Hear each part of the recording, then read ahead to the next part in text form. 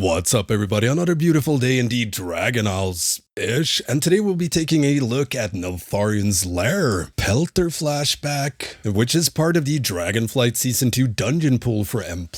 Now I'll be going over notable trash, interrupts, and boss mechanics. Let me know what y'all think of these dungeon guides in the comments. Want me to make more quick guides like this, or perhaps more in-depth stuff? So notable trash before the first boss, Ember Shard Scorpions should be focused down, and Vile Shard Crawlers leave void zones on death, so keep moving the mobs as they die. The Tar Spitter Lurkers will submerge and re-emerge on a random player, so stay stacked and spread once they reappear. Avoid their frontal and focus them down. Make sure to interrupt the Rockback Nash's Stone Gaze. It is a very nasty stun. The first boss, Rockmora, as you DPS the boss, Blight Shard Skitterers will spawn that needs to be nuked down ASAP. The boss will stomp the ground and cast Shatter, dealing a ton of damage to everyone in the party, and this also causes any Skitter ad alive to explode, dealing damage to everyone. And this damage is reduced by the amount of health they had remaining when they get shattered. So if they're dead, they do no damage. So nuke down ads! When the boss casts Crystalline Ground, do not move. It deals damage to anyone that moves. And watch out for the boss Huge Frontal Cone. Tanks, aim it well, please. Moving on to notable trash before the second boss. You want to avoid pulling the Understone Drummers at all costs, but if you do, make sure they're stunned and or knocked / gripped away from the big drum, or they'll play a little song and summon some mobs.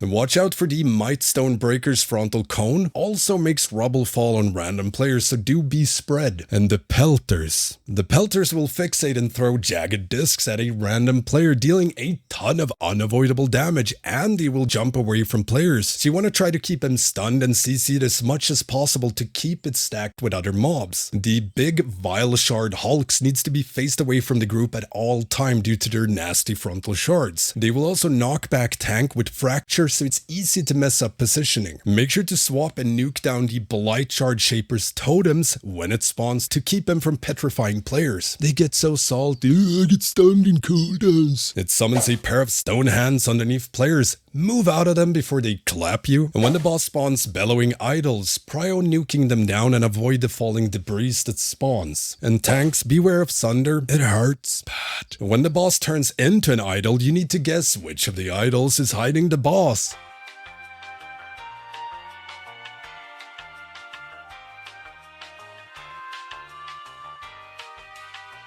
Nuke it down and boss pops out. During this, you will be bombarded by falling debris, so try to track the idol as it moves around and kill it fast. Don't waste damage on any of the other idols, if you know which one has the boss, that is. And then it's just rinse, repeat. Moving on, notable trash before Naraxas, the third boss. Again, interrupt the Nasher's Stone Gaze if you pull him. In the boss room, there's more Tarspit Lurker, again stacked so they re-emerge near the other mobs. The Grubmaster casts Worm Call. How do you call for a worm?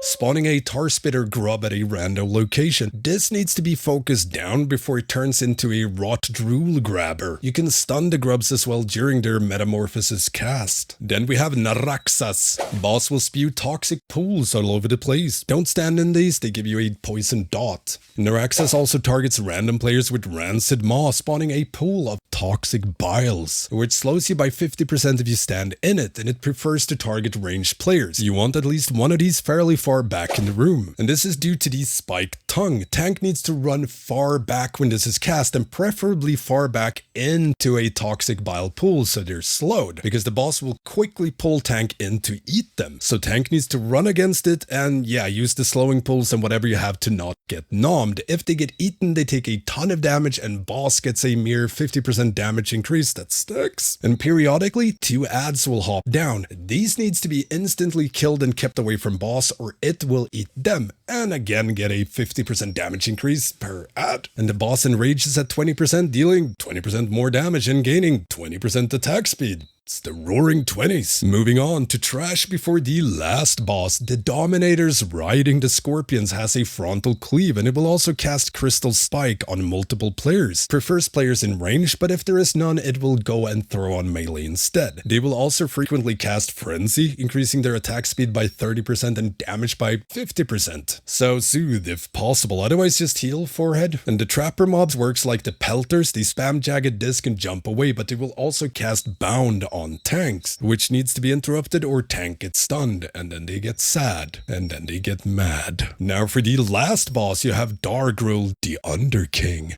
Spawns crystal spikes under a random player location, dealing damage and knocking you back as they spawn, and you will need to hide behind these walls when boss casts Magma Wave to avoid dying from its AoE. Now the boss will also slam a huge frontal cone, landslide towards the tank, knock him back, and it destroys crystal spikes if it hits them, so avoid hitting them with the frontal. Boss will also spawn a molten char skin that fixates a random player and smacks them if they reach him, deals more damage and moves faster the longer it's alive. Kiting one of these into a crystal spike breaks the spike and stuns the char skin and increases its damage taken by 100%, and you will get 3 spikes before every magma wave, so you can use 2 of them for the ad and the 3rd to hide from the magma wave. And yeah, that's pretty much it for Neltharion's Lair. Let me know what y'all think of these bite-sized dungeon guides in the comments, and if you'd like to see more dungeon guides in the future. Don't forget the usual stuff, like, comment, subscribe, and make sure to ring that notification bell. There's tons of guides coming out for 10.1, and it helps me tremendously. If you want to help support my work more directly, check out my Patreon. As a patron, you get access to the Stanky Gaming Discord, but you can also get shoutouts in videos, coaching, among other things. And my eternal gratitude.